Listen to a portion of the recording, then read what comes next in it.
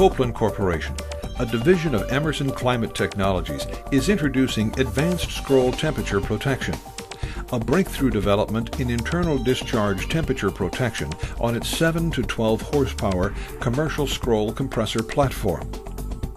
With advanced scroll temperature protection, the compressor's scroll elements actually unload, stopping compression when high temperatures are observed.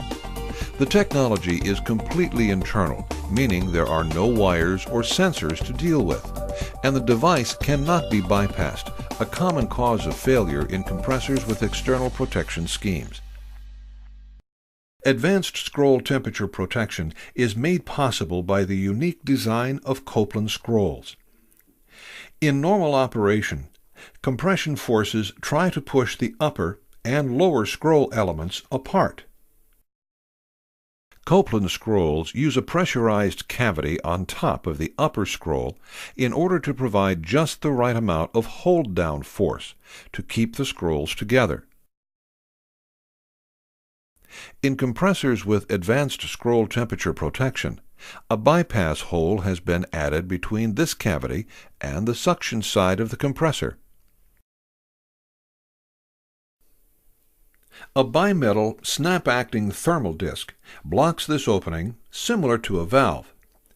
When this disc senses excessive temperature, it snaps open and allows the pressure in the cavity to escape to the suction side of the compressor. As the cavity pressure drops, the hold-down force on the upper scroll is eliminated, allowing the scrolls to separate. This stops compression and allows internal temperatures to decrease, although the motor continues to run. In other words, the compressor will run, but will not compress gas. Suction and discharge pressures will balance. To reset the thermal disc, stop the compressor and allow it to cool thoroughly. If the compressor is allowed to run, heat will build up in the motor, causing the compressor to shut down on motor protection. Keep in mind that the longer the compressor is allowed to run unloaded, the longer it will need to cool in order to reset. If you find a compressor that is running but not pumping, it is likely that advanced scroll temperature protection has activated. Do not assume the compressor has failed. Turn off the compressor and allow it to cool thoroughly, which may take a half to 2 hours. Then restart the compressor and verify that it is operating normally. In this example, watch as the internal temperature reaches 275 degrees Fahrenheit. The bimetal disc will snap open and the compressor will unload.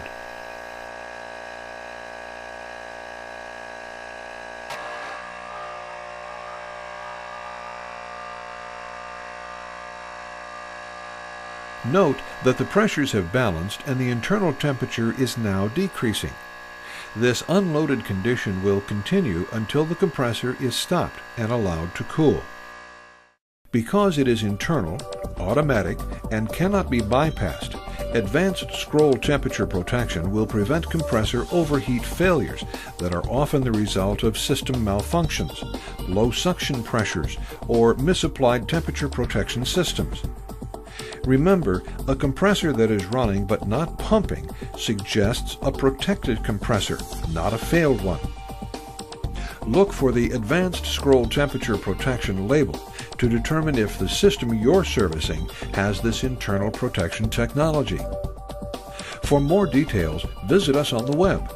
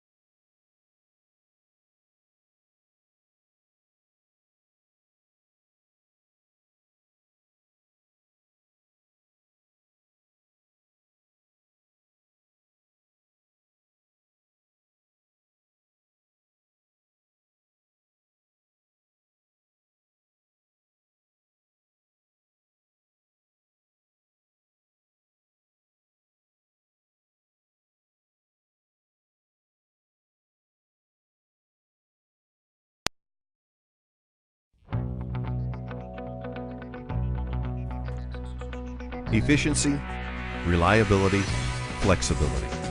All key components of refrigeration. Emerson Climate Technologies introduces the Copeland Scroll Outdoor Condensing Unit. Ideally suited for walk-in cooler and freezer applications, the small footprint, low noise, and energy efficiency make it a perfect fit for restaurants and convenience stores. By using scroll technology, variable speed fan motors, and large capacity condenser coils, the Copeland Scroll Outdoor Condensing Unit will save more than $350 in annual energy costs. This video is designed to show you the necessary steps to install and prepare the unit for operation. In any scenario, it is important to make sure that you have the correct information and tools to complete the job. To install the Copeland Scroll Outdoor Condensing Unit, it is recommended you have a straight slot and Phillips screwdriver, Allen wrench set, adjustable crescent wrench, channel locks, wire stripper, torch brazing kit, brazing material, refrigeration gauge set, heat shield, volt ohm meter, deburring tool, emery cloth, safety glasses, evacuation equipment, and nitrogen cylinder with pressure regulator. It is very important that you have the supplied installation manual and a current detailed wiring diagram for the equipment that you are working on. Please keep in mind that each installation is unique and that this video is a basic overview in a controlled environment. If you have any questions, please contact an Emerson technical specialist or visit our website at emersonclimate.com/Copeland Outdoor Unit for additional support information and our toll-free technical support hotline. Refer to page 5 of the installation manual for location placement consideration and requirements. Once the unit has been installed in the desired location, the next step is to connect the tubing. Start by removing the process caps on the liquid and suction service valves. Next, remove the plastic caps from the suction and liquid service valves. Using the appropriate Allen wrench key, mid-seat the valves. It is important to stay clear of the face because when you open the valves, the N2 charge will be released, which is 8 to 10 pounds. The correct tubing is 1/2 inch for the liquid line and 3/4 inch for the suction line. Prepare the tubes by deburring the field tubes, making sure to keep all debris out of the tubing. Clean the tube with an abrasive material, like a crocus cloth. Make sure to clean the copper tubing on the unit as well. This will ensure that the copper tubing is free of dirt and oil. Next, insert the tubes in their proper locations. Before brazing the tubes, it is important to wrap a cold, wet rag around the valves to provide a heat sink to avoid damage to the valve seals. It is also important to use a heat shield, such as a piece of tin, to keep the paint from being burned on the unit, which will prevent rusting. Now braze the tubes according to your brazing procedures. Now that the brazing is complete, the next step in the installation process is to check the equipment for leaks. It is important to check the receiver valve to verify that the valve is open. To do this, remove the front panel. There are 6 Phillips head screws holding the panel on. Prior to the leak check, with the panel off, verify that the receiver valve is open. The valve is open from the factory, but it is recommended to double check. It is good refrigeration practice to use nitrogen gas for the leak check. Remove the process port caps on the service valves. Connect the hoses to the service valves.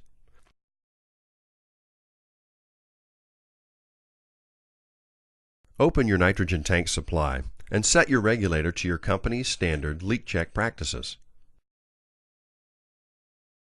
With the leak check complete, it is now time to perform a system evacuation.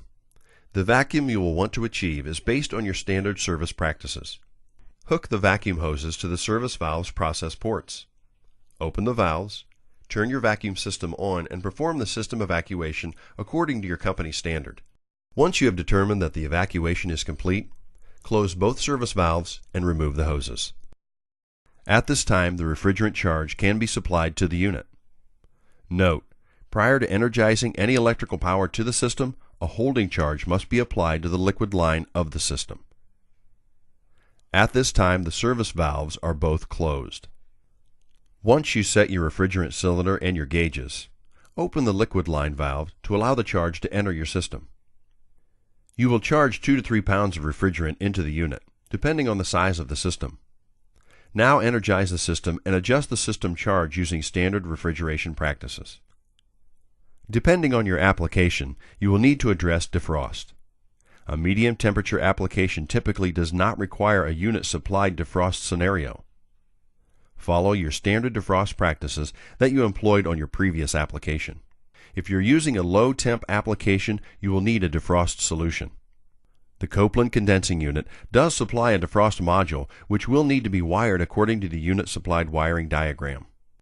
If you choose to use the customer supplied defrost, you will remove the defrost cable, located here in the electrical enclosure.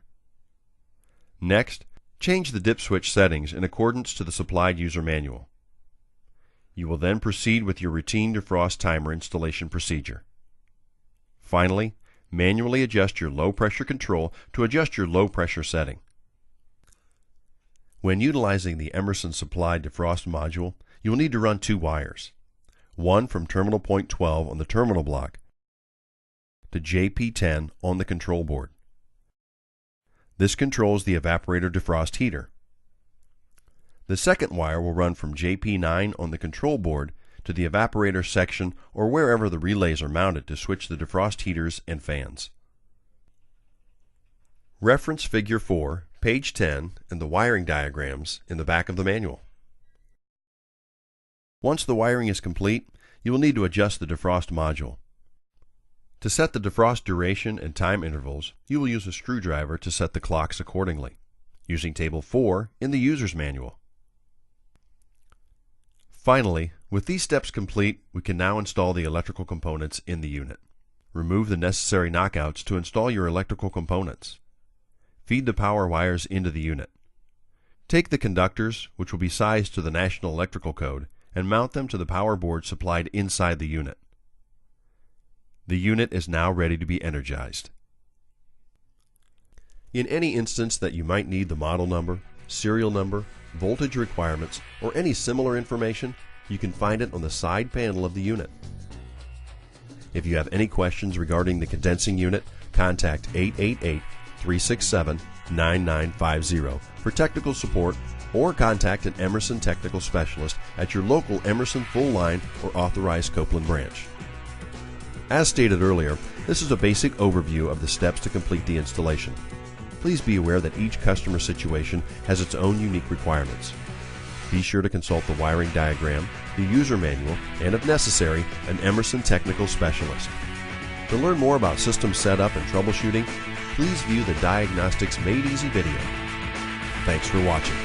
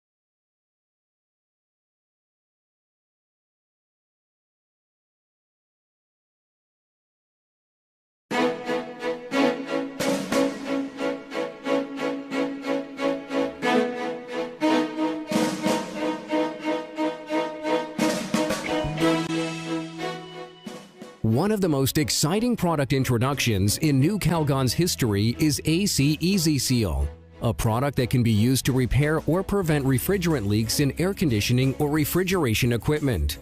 It utilizes innovative technology that enables the sealant to travel with the system refrigerant, finding and repairing leaks quickly and efficiently. Today, we have Dave Fantle, who has been an HVACR technician and has operated his own business for over 30 years. His current project involves a 24,000 BTU Larkin coil from 1978 at a bakery in Summit, New Jersey. The walk-in freezer cannot be down for more than 3 to 4 hours to maintain the inventory of the refrigeration unit. Dave used AC Easy Seal from New Calgon and was able to save the bakery time and money. This is a Larkin 1978 24,000 BTU coil for minus 10 below zero. Up on the roof is a 5 horsepower condensing unit. If Easy Seal was not invented by New Calgon, I would have had to have changed this coil, which would have probably cost roughly $8,000 with time and labor. As you notice, this threaded rod through the ceiling, along with probably being down for 1 if not 2 days. And if you have a customer here that cannot be down for more than 3 hours when you're a bakery and you have a lot of frozen products. Therefore, I put in the Easy Seal back in November, and ever since then, it has been full of Freon and it has worked. Here we have a Larkin coil, 6-fan freezer coil. Back over here, behind the support bracket, which holds the tubing together when they made the coil, up in this area, I'm going to shine my light. In this spot where I moved the fins out of the way and the bracket, approximately 4 inches in, was where the leak is. Now I say to myself, do I try and solder on something that probably is leaking on the opposite side of the pipe that I cannot see after I used bubbles, okay, or fluorescent bubble juice, which bubbles when you see the leak, or do I try Easy Seal? Well, I tried the Easy Seal, and again, like I said, since November, this system is still full of gas. As you can see here, I bent the bracket away and I moved some of the fins out of the way just to see and make sure that that's where the leak was. And the leak is so big that if you were to put your ear approximately in this spot, you will actually hear the leak before I put the Easy Seal in. That's how big the leak was. And the Easy Seal has prevented it from leaking ever since. AC Easy Seal has been engineered to travel through a refrigeration or air conditioning system with the refrigerant, allowing it to find leaks faster and using less sealant than competitive products. It works with all refrigerants, and because AC Easy Seal is in a pressurized can, it is easily injected into any air conditioning or refrigeration system in just 2 minutes, saving the contractor time and money. For more information on AC Easy Seal, please visit us on the web at newcalgon.com.